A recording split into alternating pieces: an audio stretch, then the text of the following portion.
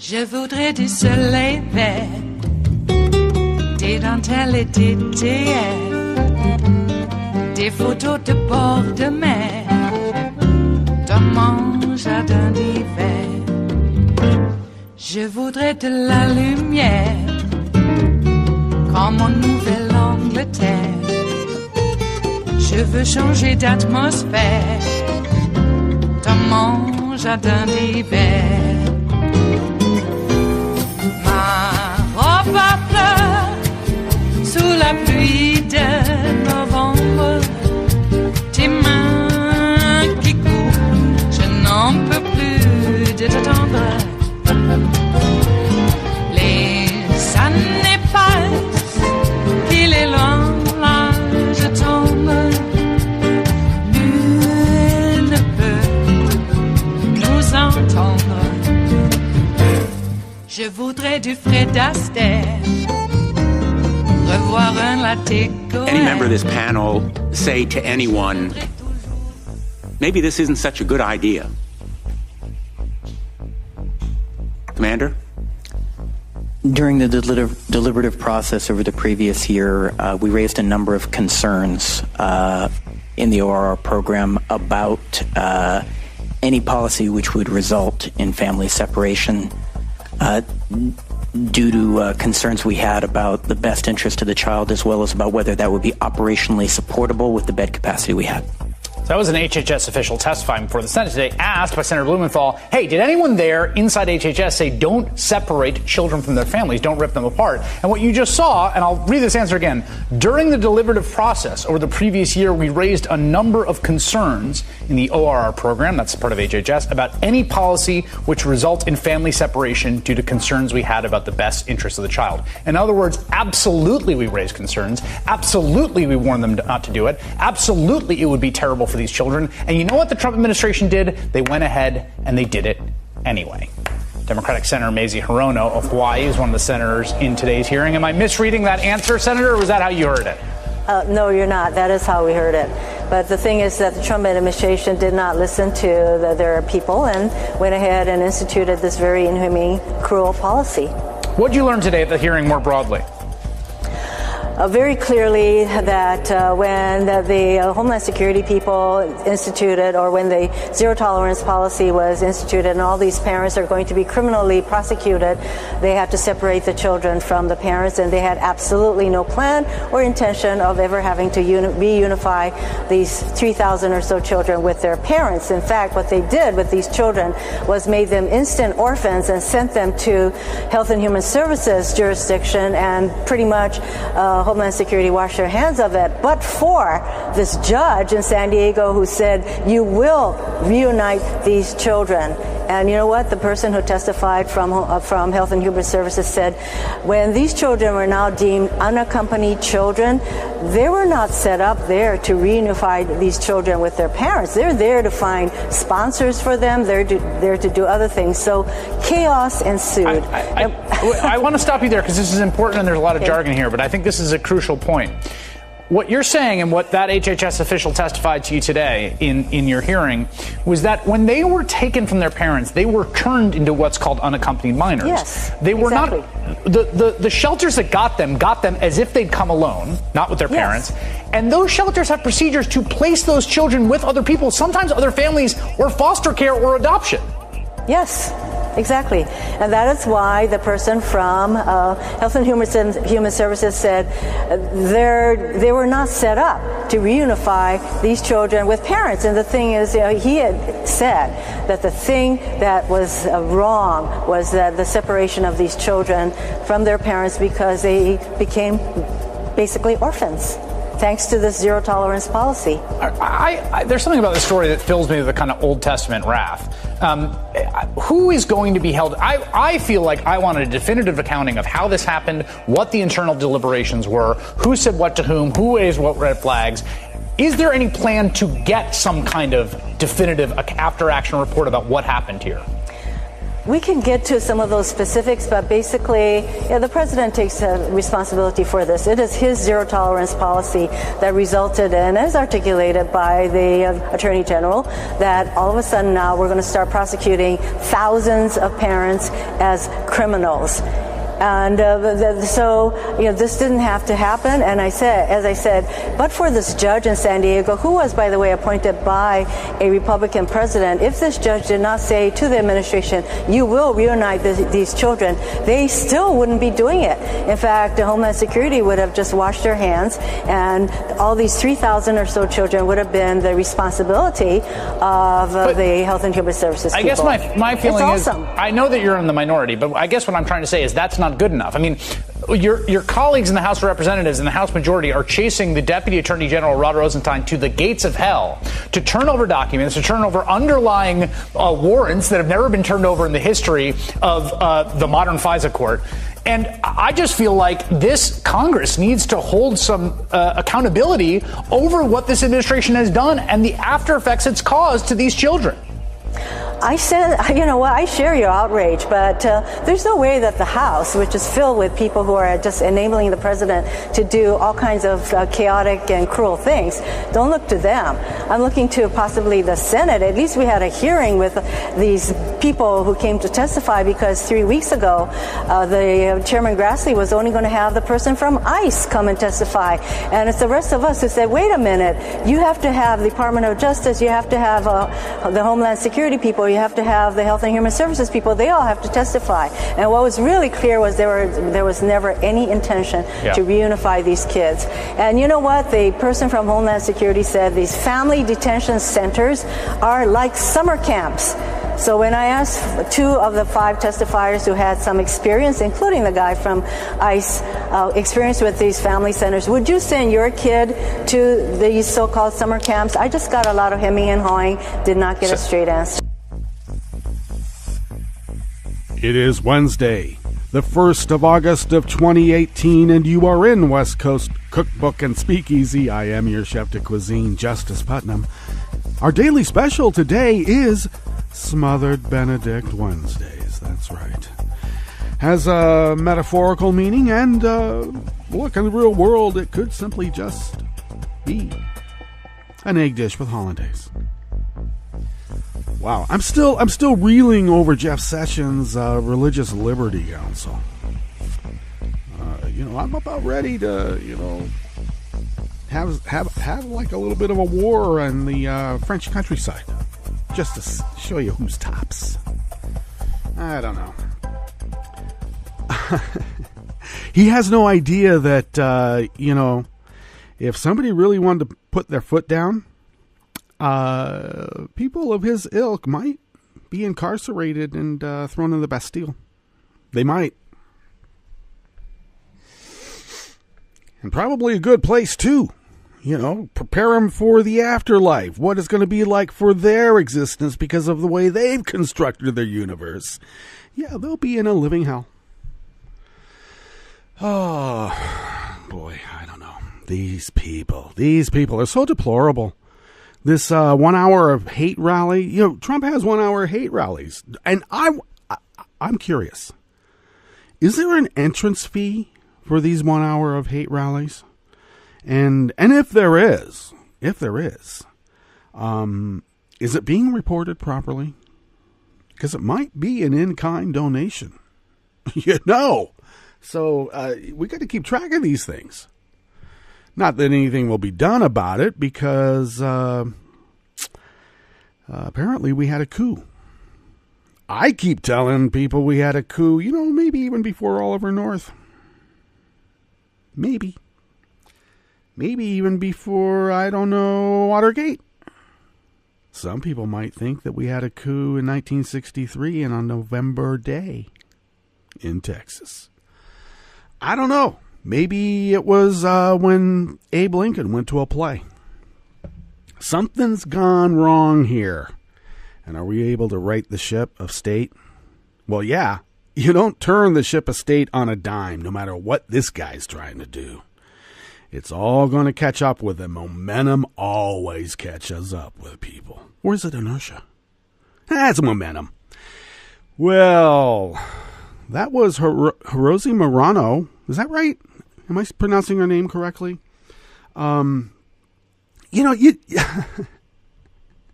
This administration, the people that are let loose under the color of law to do what they are doing, yeah, it's going to catch up with them. There will be an accounting.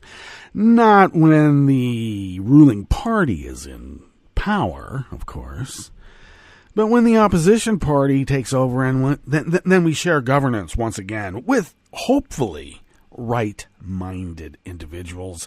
Maybe there should be, I don't know, if not a literacy test, maybe like a little psychological test to see if people are actually psychologically adept at governance. Because apparently there is a common behavior pattern among these types of people, and it's really, they don't like to play nice with other people. Shun them. All right, what's on the rest of the menu today? There's so much happening. I mean, we can't even talk about Manafort. Or how about North Korea having nukes? Oh, and the Ruskies do. And when I say the Ruskies, I don't mean it in a pejorative sense. I mean, very sort of heartfelt, keep your enemies closer sense. Okay? Kind of a term of affection. On the rest of the menu, speaking of deplorable, a Midwestern restaurant chain told Hawaiians to stop using Aloha on their business signage, igniting a heated debate about cultural appropriation, you would think. I'll give you a cultural appropriation. I don't know. You ain't nothing but a hound dog, okay? A Safeway grocery store in Sunnyvale, California, called the cops on a black mother for giving food away to the homeless because they thought she had shoplifted. Yeah, she's black. And the Houston Astros defy their own zero-tolerance policy because trading for a wife-beating closer is more important than retaining a back-talking fringe bullpen ace. It's true. It's very true. After the break, we move to the chef's table where a judge orders the Trump administration to stop giving psychotropic drugs to migrant children without the consent of a parent or a guardian. Well, there's your loophole right there. Appoint them wards of the state. We're their guardian. They need these behavioral modification drugs in mass quantities. We'll show them who's boss. Is it safe? And Trump has no clue how people buy groceries. Oh, you want some milk? Show me your papers. All that and more on West Coast Cookbook and Speakeasy. Bon appetit.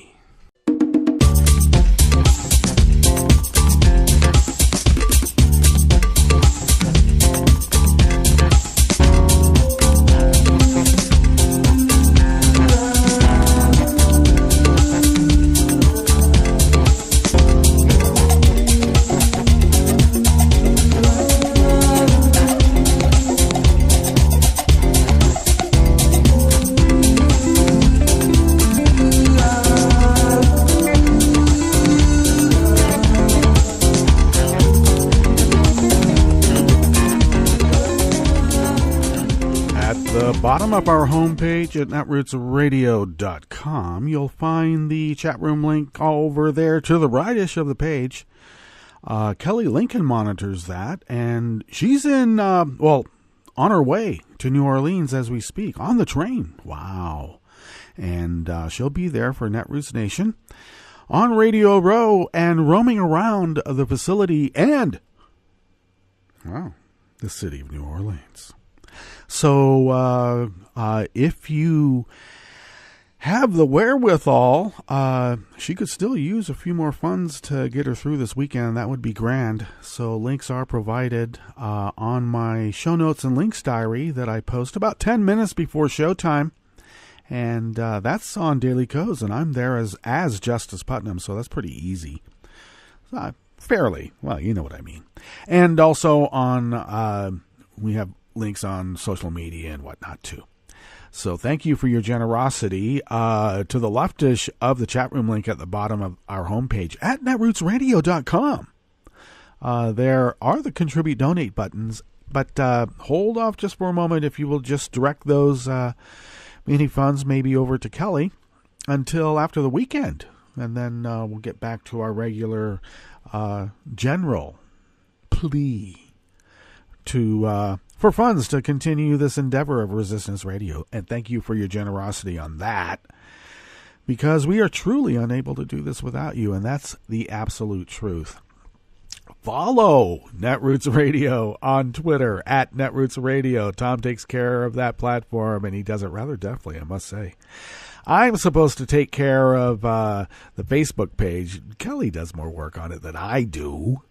When I say I'm supposed to, I mean Kelly's helping, but she's really the one that does stuff. Except for the fact, and you and I both know, Zuckerberg does what he wants to do, and that's how that goes. So, but we're on Facebook, so you can check in on us over there.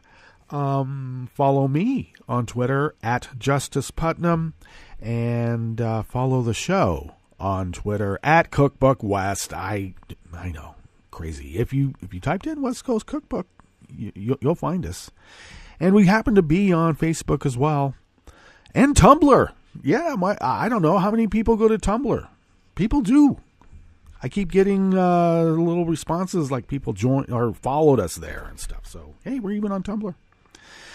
Podcasts of the show can be had by way of Spreaker, Stitcher, TuneIn, iTunes, YouTube, etc., etc., etc. All right. Let's get into the stories that we've curated for you today. Some of them have been seasoning for a while. I mean, they're new, but I'm just saying. I mean, we, did a little quick dry rub. Next thing you know, news. All right. This first article here in the Bistro Cafe part of West Coast Cookbook and Speakeasy is by Eli Rosenberg of the Washington Post, but I got it from the San Francisco Chronicle. They share stories, The letter came to Jeffrey Sampson's home outside of Honolulu in January, with a return address for a law office on the 36th floor of a building in Chicago. The lawyers with the firm represented a company from the city. Then that would be the city of Chicago. And the name of the company is the Aloha Poke Company. They had jumped on one of the latest food trends, selling the Hawaiian staple poke made from raw marinated ahi tuna. In 2016, and quickly expanded their reach to more than a dozen locations in Chicago and cities such as Milwaukee, Denver, and Washington, D.C. Pretty far away from the land of paradise, might you think? Yes. Sampson also operated a poke shop, a luncheonette of 20 seats that he had opened with three friends in downtown Honolulu that shared little in common with the Chicago chain besides the dish, and, coincidentally or not, given the commonality of the Hawaiian word, the name. When Sampson and friends opened the luncheonette about a year and a half ago, they had named it the Aloha Poke Shop, using the traditional greeting word, or the traditional Hawaiian greeting and word of welcoming. Of course, aloha has much more than just two meanings, Maybe even poke. Now, the lawyers with the firm Olson & Separatus Limited were demanding that he change the business's name, website, logo, and materials and cease using the words aloha and aloha poke immediately. Cease and desist. Okay. Wow. You know what? I'm trademarking Bon Appetit. Anybody uses Bon Appetit pays me a royalty or cease and desist, baby. Cease and desist. Well, letter continued. Aloha Poke Company would prefer to settle this matter amicably and without court intervention. We therefore request that you immediately stop all use of Aloha and Aloha Poke. The rapid proliferation of poke from the shelves of small shops in Hawaii to the counters of change serving workers on their breaks in the centers of corporate power has been well documented the past couple of years. It has earned its fair share of detractors who have argued that it was the latest in a long list of ways that a Hawaiian culture was conveniently repackaged for mass consumption. Another entry point in the debate over cultural ownership and appropriation in the United States. But the news that the Midwestern chain, who does not count any native Hawaiians among its founders, was sending cease and desist letters to threaten small poke shops not only in Hawaii, but around the country, has set off an even deeper round of anger, touching on long-standing wounds left from Hawaii's long history of colonialization and commodification at the hands of outsiders. I want my blue sunset cocktail right now, damn it. Aloha Poke Company wants our food, our language, and our culture, but they want to discard the people. Dr. Niehu, the Hawaiian activist whose video on the letters went viral, told the Washington Post. In her video, she spoke about how important the idea of aloha was for Hawaiian culture, but noted that it has just been completely commercialized and denigrated. Adios, amigo. Hasta la vista, baby.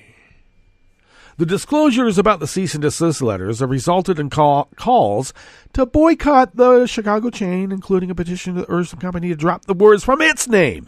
And I think maybe they should. Now, I thought there was a rule that you couldn't take common greetings and turn them into trademarks and then, Merry Christmas, mofo. I'm trademarking that. You can't say Merry Christmas or even mofo or the two together unless I say you can.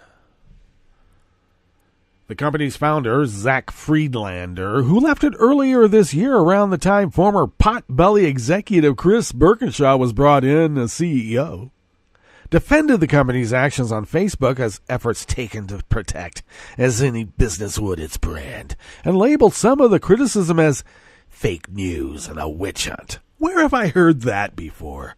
Thieves and con men and grifters who take things forcibly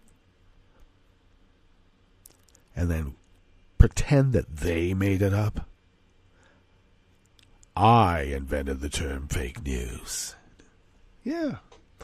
I am deeply saddened by the reaction that some have taken regarding this situation, he wrote. Unfortunately, many facts about the company's name have been left out of the conversation on social media. But more than anything, I am truly sorry that anyone, especially native Hawaiians, have been offended by this situation.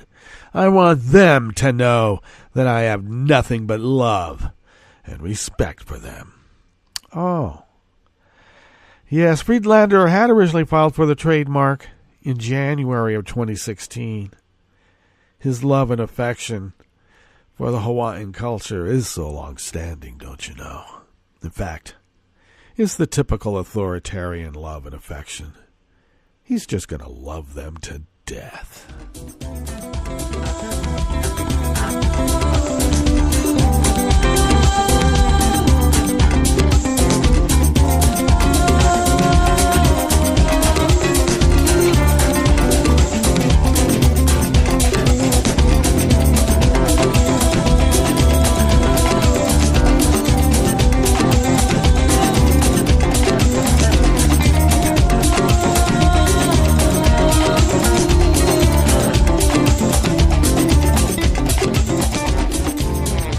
Ganava of Raw Story brings us this next offering here on the Bistro Cafe, part of West Coast Cookbook and Speakeasy, Smothered Benedict Wednesdays. It looks like alderism is it can now be added to the long list of things that are pretty much, a benign activity that black people cannot engage in.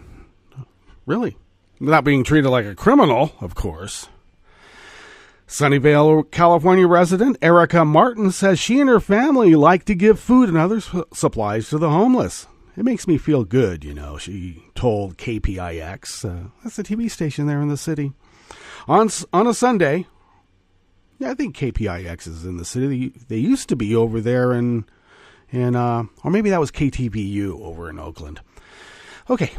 On a Sunday in July, she was sitting in her car waiting to give a homeless man who spends his time in a Safeway parking lot some dog food for his pet.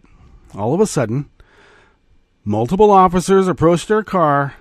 Safeway employees had called the police because they thought she'd been shoplifting.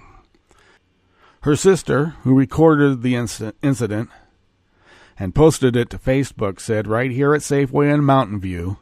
That's on the peninsula, by the way. Some people might say Tony. Called the police on Erica. She was in her car the whole time. You got 4 cops here for one black person. Absolutely nuts. Well, that's because everybody knows, especially among the blue team over there, or whatever it is that they call themselves, Blue Lives Matter. You have to have 4 cops to one black person because you never know when they're going to hulk up.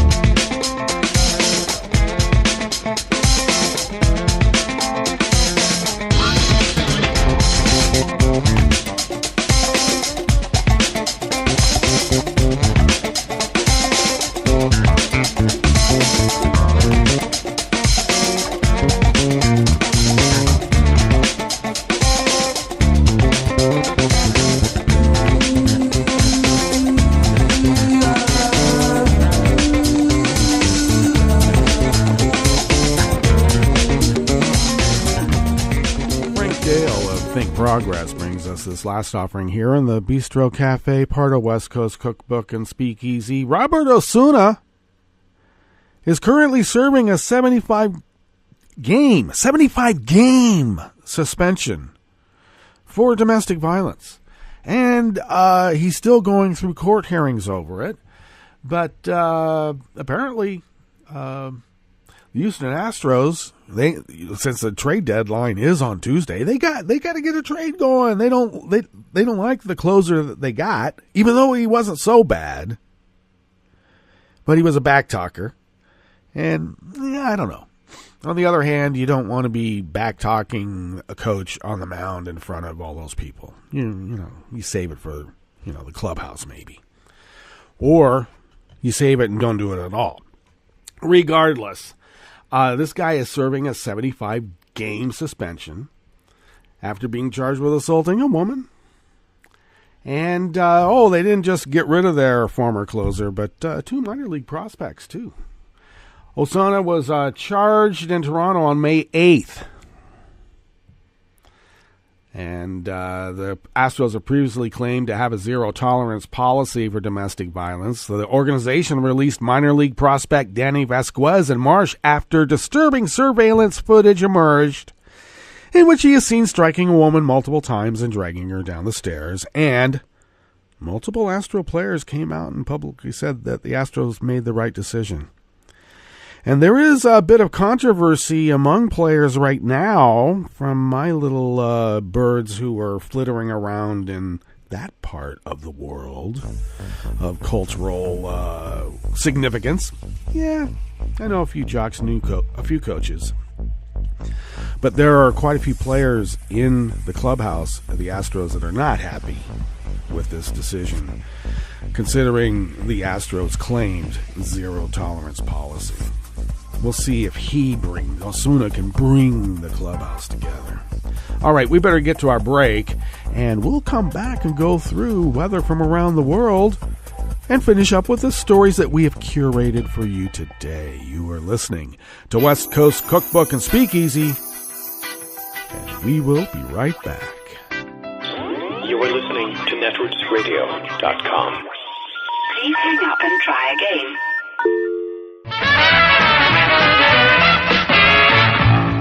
From a point at sea to the circles of your mind, a new force is at work for planetary transformation. New radio for a new Earth. This is Take Two Movie Review. I'm Clinton Johnston. This week, Glad You Bothered. Sorry to Bother You is a wonder. The trailer I saw makes it look like a lighthearted, quirky comedy about race in the workplace, sort of a black Office Space. But it is much more than that, so much more.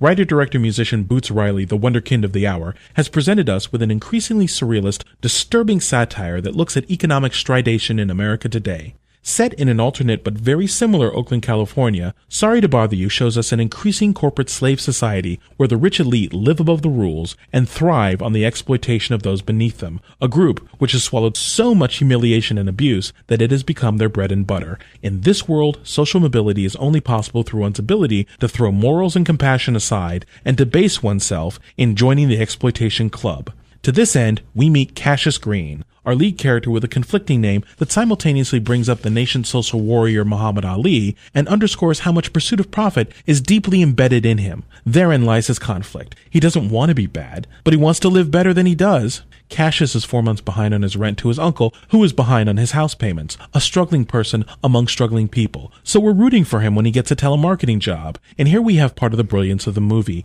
We become complicit because we don't want Cassius to blow his shot, even though we see that his climb involves him doing more and more horrible things. The story and screenplay are so strong here. The movie is fun and wry with a great soundtrack of music mostly by Riley's band The Coup, but I warn you, it hits a little too close to home, a little too well to be laugh-out-loud funny. Sorry to Bother You, a sardonic title if there ever was one, offers such a stinging indictment of modern America that it's a wonder this movie got made. Thank goodness it did. This has been Take Two Movie Review. I'm Clinton Johnston. Catch up with us at TakeTwoMovieReview.com and feed us back on our page on YouTube.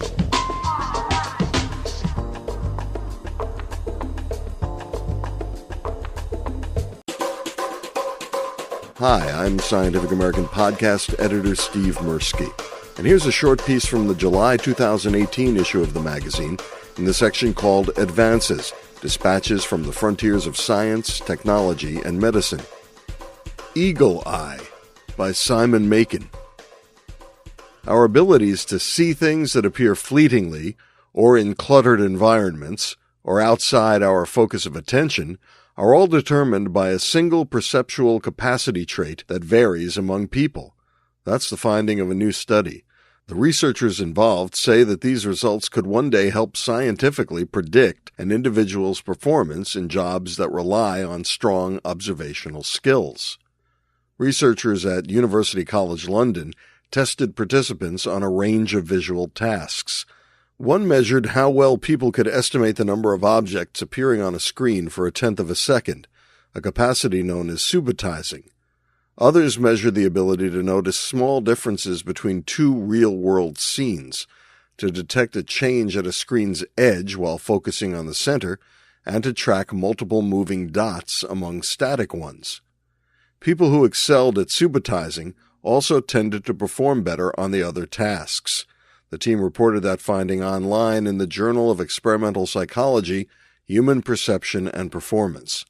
Theoretically, performance on any task that relies on this perceptual ability, not just those studied, could predict performance on any other. The researchers also demonstrated that perceptual capacity is distinct from general cognitive ability and ruled out other possible factors such as varying levels of motivation. The findings are interesting and plausible, but they are preliminary and need to be independently replicated in larger samples. The scientists say their work could help develop tests to screen potential employees for safety-critical jobs in demanding visual environments, such as air traffic controllers, security guards, or military personnel. The team is already investigating whether measuring perceptual capacity can predict actual job performance in such roles. That was Eagle Eye by Simon Macon. Welcome to 60-Second Civics, the daily podcast of the Center for Civic Education. I'm Mark Gage. The Declaration of Independence claims that Life, liberty, and the pursuit of happiness are inalienable rights. Every day we make numerous choices in deciding what course of action will add to our well-being, what will make us happy. Making these choices is the pursuit of happiness. The results of our choices are not all equal.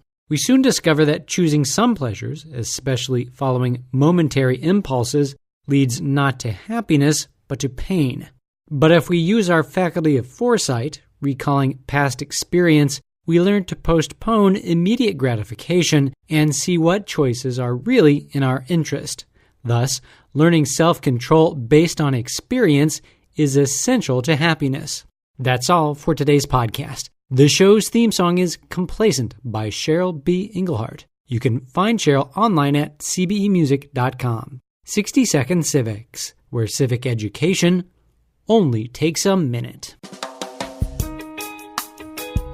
You can help stop the Trump agenda in its tracks. Make sure you're registered to vote. Go to rockthevote.org.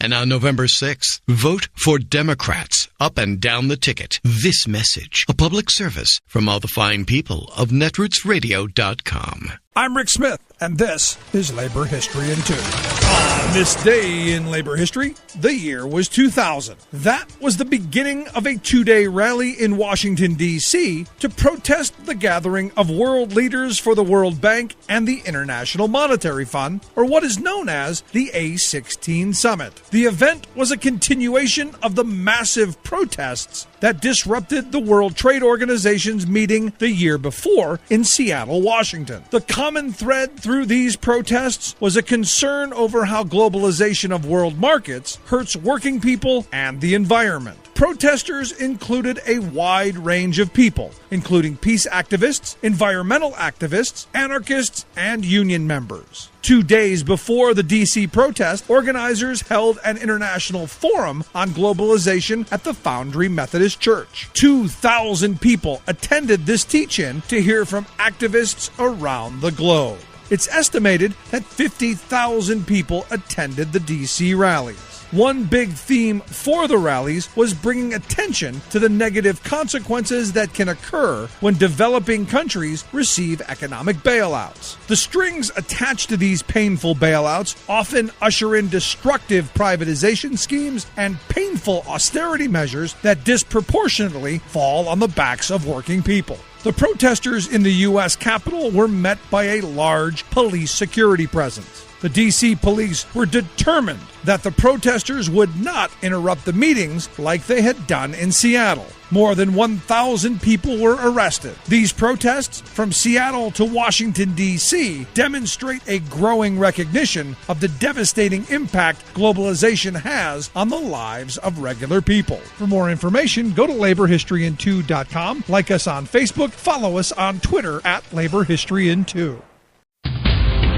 This is Solidarity News on Radio Labour. I'm Mark Boulanger. In Africa, labor unions are growing increasingly concerned about Chinese investment and respect for workers' rights. Chinese trade with Africa totals more than $200 billion, which is twice the level of U.S. African trade. And that Chinese-African trade is expected to double by 2020. To better understand the situation for unions in Africa when it comes to Chinese state and corporate investment, I talked to Crucentia Mofukin. Ms. Mofukin is the regional representative for Africa and Middle East of the Building and Woodworkers International Global Union. BWI represents 12 million union members in 130 countries who are engaged in sectors such as forestry, energy, and construction. I asked Ms. Mofukin to describe the extent of Chinese investment in Africa. We are talking about almost in the BWI sectors, in energy and in infrastructure, we are talking about almost over $95 billion investment. We are informed by researchers that there are over 3,030 projects of Chinese investors in Africa in 51 countries. And these are funded by public enterprises or state-owned enterprises, and they are funded by their own banks. the State Bank, the China Exim, as well as the Development Bank of China.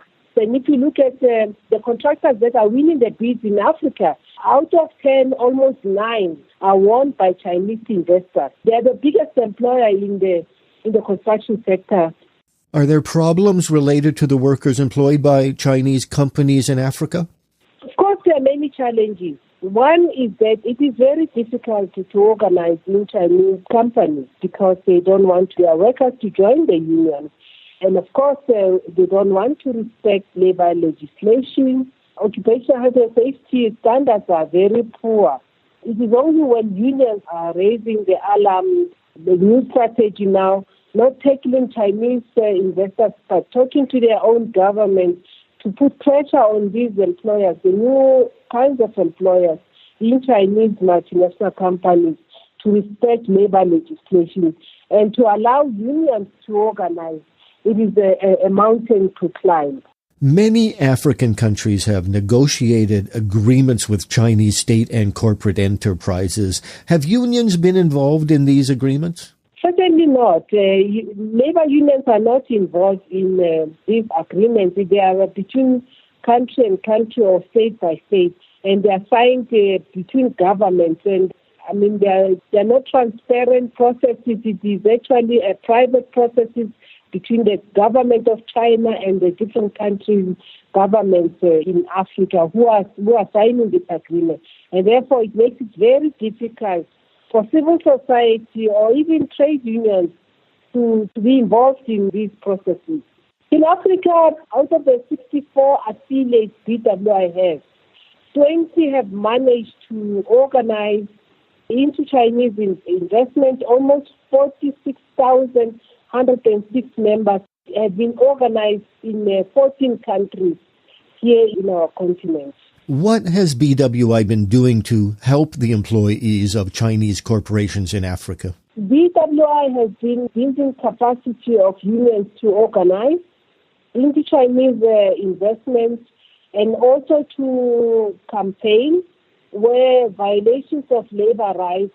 And you know, the BWI sector has a high accident, forcing these employers to respect occupational health and safety standards in our region, and training unions to negotiate better working conditions for workers who are working in these multinational companies. They want to encourage these entities to make sure that Chinese investors in our continent do respect workers' rights. And that's it. International labor news you can use.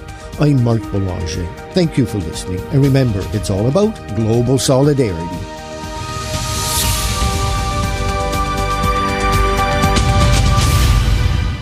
From United Nations headquarters in New York, I'm Luke Vargas with your World in 2 minutes. Top Iranian officials said Tuesday it would be pointless to meet with President Trump, a day after the U.S. leader offered to meet his Iranian counterpart without preconditions. President Trump appears to be trying to replicate his North Korea negotiating strategy with Iran. But the problem here is that the Iranian politics is more complicated than North Korea. Ahmed Majidyar directs the Iran Observe Project at the Middle East Institute in Washington. I don't see President Rouhani just sit down. That would be a political suicide for him back home. That's because Rouhani spent years promising that a nuclear deal would deliver economic relief to Iran, but that relief never came, and Rouhani is left with little room to deal now. Sina Tusi is a research associate at the National Iranian-American Council. Unfortunately, right now, there is no low-hanging fruit in U.S.-Iran relations or potential negotiations. And the primary reason is that Trump, by violating the Iran nuclear deal and withdrawing from it, he really eviscerated Iranian trust in the United States. Tusi says if Trump really wants the Iranian meeting, it's on him to rebuild any lost trust. He could potentially give that confidence to international banks and businesses and remove U.S. sanctions, allow Iran to get the benefits from the deal, and that could be used as a stepping stone for broader negotiations. But instead, Trump has toggled rapidly between military threats and offers of dialogue. Nasan Rafati is an Iran analyst at the International Crisis Group. that kind of mixed messaging doesn't necessarily instill a great deal of willingness to put their own necks on the line once again. A better option for Iran, says Rafati, is to steer clear of Trump's mercurial foreign policy instincts and focus on countries still abiding by the nuclear deal. They're trying to maximize their relations with the rest of the international community rather than banking too much on the possibility of a grand bargain or a significant breakthrough between Washington and Tehran. Luke Vargas, The United Nations.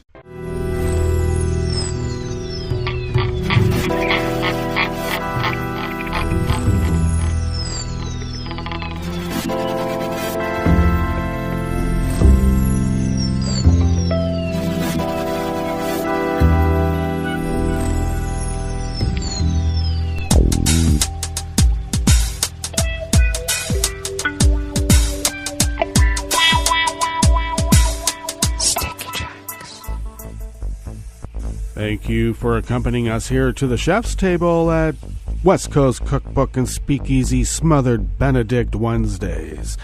Hey, the French 77s are always available here at West Coast Cookbook and Speakeasy, so please help yourself. All right, weather from around the world always begins along the banks of the Rogue River and the Rogue River Valley of southern Oregon on the west coast of the continental United States of America, where it is currently, just about 60 degrees. We're going to have a high of about 98 to 100, starting to cool down a little bit, just a little. And winds are currently out of the west-southwest about, just a little over 1 mile an hour now, so barely negligible. They will be shifting, of course, in a couple of hours out of the west-northwest. Well, they shift in a couple of hours, but where it shifts to, we don't know. But today, we do know it'll be out of the west-northwest at its usual 5 to 10 mile per hour clip. And looks like it then will shift out of the northwest later on this evening, continuing at 5 to 10 miles per hour. Looks like we do have tonight a very small chance of rain, but even a small chance always gives us hope. Yes, it would be nice because it would clear the air, maybe put out a few forest fires. Wouldn't that be nice? I hope so. And we will continue with the barely negligible possibility of rain through tomorrow. And then into next week, so hopefully. Let's see, grass pollen is moderate. Air quality is moderate at 82 parts per million. UV index remains very high, though a click below what it had been. It is now at 8. And and that's because visibility is at 7 miles per hour, so the smoke is blocking some of that UV. High pressure continues to dominate, rising right now at 29.93 inches. Humidity is at 66%. I don't see it going down much lower. It's been muggy, with smoke. The worst kind. All right. Weather from around the world is brought to you by people's personal weather stations that they purchased. These people planted. These purchased personal weather stations somewhere on their properties. And these people positively live around the world. When I say planted, I mean they stuck a pole into the ground. Okay, it's a colloquialism. They're not growing weather stations. You never know. Somebody might take you literally. Like the kind that insist that they were at Trump's inauguration. They saw it with their own eyes, and it was bigger than Obama's. Yep. Okay, enough of that. London is 78 degrees and sunny. Paris is 85 degrees and sunny, and they do have a heat advisory. They're going to go a bit higher than that temperature. And it wasn't very long ago that they had mass elderly die-off in Paris because they weren't able to get out of town. Usually people go to, cooler areas if they can. So take care out there in Paris. Rome is 93 and sunny, and they also have a heat advisory. Yeah, they're going to get a bit hotter than that, too. In both Paris and Rome, not only deathly heat that can kill people, but usually the reason it kills people is because the infrastructure got shut off. Like little things like electricity. Kiev is 82 and fair. Kabul is 81 and fair. Hong Kong is 81 and clear. Tokyo is 84 and fair. Sydney, Australia is 54 and fair. San Francisco, California is 52 and cloudy, and they have an air advisory alert because of the smoke in the area, which I failed to mention. We continue to have ours here too. So even though it's at moderate, it was pretty good. Oh, and New York is 78 degrees Fahrenheit and cloudy. Boy, I should have New Orleans here because it is Netroots Nation. So let's see what we have as New Orleans right now. Give me one moment here. Here we go. And New Orleans, Louisiana is 83 degrees. Oh, it just went up to 85. 2 degrees, it just went up. But it's going to be much cooler than yesterday, which is nice. Looks like today, evening thunderstorms, high near an 85. Winds out of the east-northeast at 5 to 10 miles per hour. And, that's a 50% chance of rain and thunderstorms. And then 20% chance of precipitation tonight, where it will be partly cloudy with an evening low, an overnight low of 75 degrees Fahrenheit. Let's see what the humidity is. 74%. It's going to get sweaty like a streetcar named Desire. And that is weather from around the world, brought to you by People's Personal Weather Stations that they purchased, these people planted. These purchased personal weather stations somewhere around their property, and these people positively live around the world.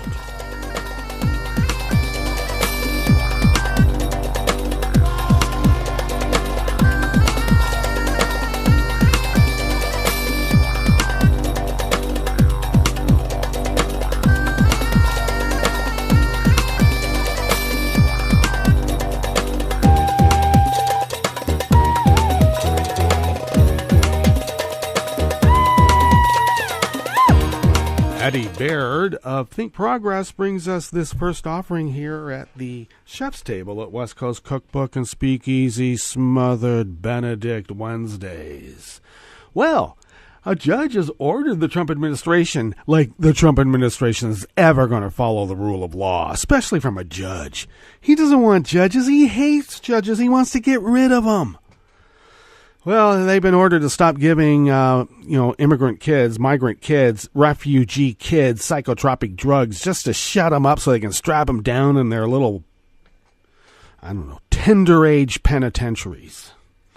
The U.S. government has been violating state child welfare laws by giving psychotropic medication to migrant children detained at a Texas holding center without the consent of the children's parents or guardians, a federal judge ruled on Monday. U.S. District Judge Dolly G. ordered that the Trump administration must obtain consent or a court order before administering psychotropic medications, except in cases of dire emergencies, of course. Let's see.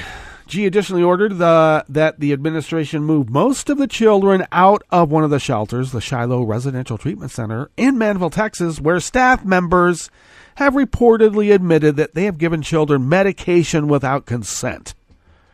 Shiloh is one of the number of shelters contracted with the Office of Refugee Resettlement to house immigrant children. Fascism is the seamless melding of government and private business. Some children who have been deemed by a licensed professional as posing a risk or harm to themselves or others will remain at Shiloh. Well, that gives you a little bit of wiggle room, I suppose. So, G's order Monday comes as the government struggles to meet court-imposed deadlines for reuniting over 2,500 migrant kids separated from their parents at the border, put in place by a federal judge in June. The Trump administration has so far reunited all eligible families because they deported a bunch of parents, and now they don't have anywhere to put the kids, so let's put them in a prison. Then they were supposed to meet that Court imposed July 10th and July 26th deadlines on a technicality, but as of July 26th, more than 700 of the more than 2,500 children remain separated from their parents because their parents have been labeled ineligible, because they've been deported, and in some cases after reportedly being coerced into signing documents waiving their right to be reunited. Sign here. It's for your own good.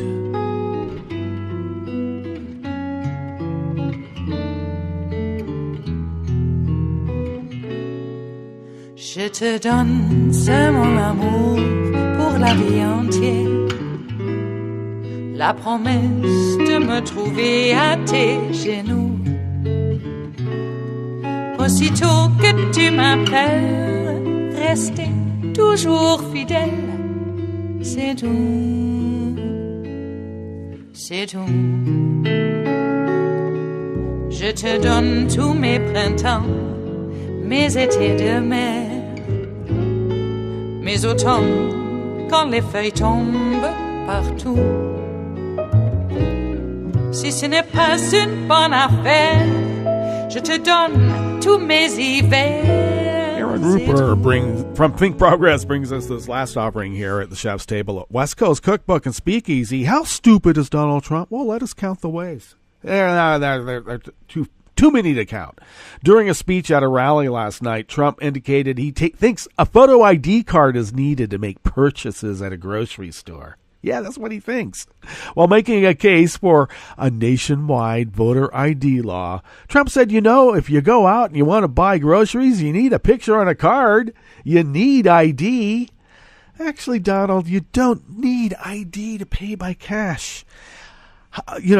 People put their little card in with the chip, and they put it in, and no one asks for a photo ID. Rarely do they. Let's put it that way. Okay. But Trump has never went into a store and bought a thing in his life. Even his big meal or whatever, Big Mac meal. Someone gets that for him. But he's a populist. And people love him. They just absolutely believe that everything he says is true. They're gonna say that, you know what, you need a card to be able to buy groceries. You need ID to be able to buy groceries. I do all the time. And they'll believe that they do. Shark attacks and lightning strikes are more common occurrences than instances of voter fraud in which a person impersonates another voter and casts a fraudulent ballot under their name. There were just 4 documented cases of voter fraud in the 2016 election. 4. 2 were Trump supporters who voted for Trump twice. 1 was a Republican who voted for her dead husband, and he voted for Trump. And so did she. And the 4th was an election worker in Florida who tampered with absentee ballots. 4, and they all went for Trump. But let's make sure black and brown people and any liberal is incapable of voting. And in fact, why don't we make it so everybody has to show a picture ID if you want to get a carton of milk? They have pictures of lost kids on the carton of milk. Why can't you present a photo ID to get a gallon of low-fat 2%? Ew, I hate that stuff. Hey, we better get out of here, and we will be back tomorrow for Metro Shrimp and Grits Thursdays. Breaking news again as I speak. That Manafort trial is going to blow up. We know it. And a lot of stuff's going to be hitting the fan. You know that. And so listen to Netroots Radio for the rest of the day. And we will visit with you tomorrow here in West Coast Cookbook and Speakeasy. Bon appetit.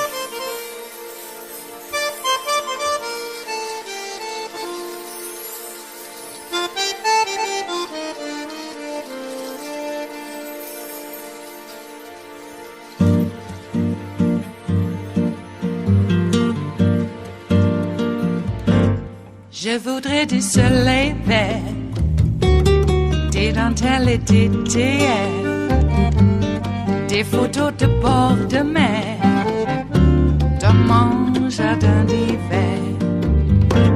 Je voudrais de la lumière, comme en Nouvelle-Angleterre. Je veux changer d'atmosphère, dans mon jardin d'hiver.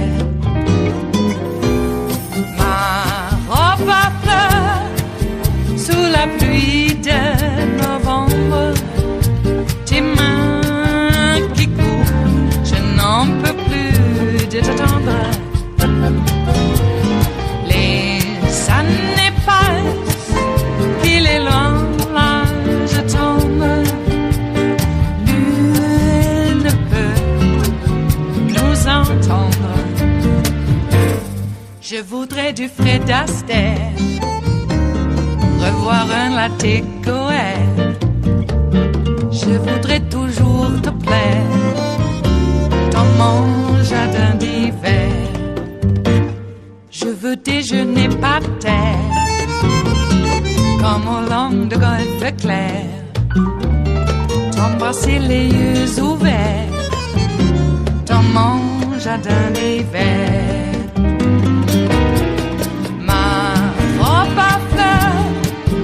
Sous la pluie de novembre, tes mains qui courent, je n'en peux plus de t'attendre. Les années passent, il est loin, là je tombe. Nul ne peut nous entendre. Ba-da-da-dum-di-da-dum. Ba-da-da-dum-di-da-dum. Ba-da-da-dum-di-da-dum. Dans mon jardin d'hiver. Ba-da-da-dum-di-da-dum. Ba-da-da-dum-di-da-dum. Ba-da-da-dum-di-da-dum. Dans mon jardin d'hiver. Dans mon jardin d'hiver. Dans mon jardin d'hiver.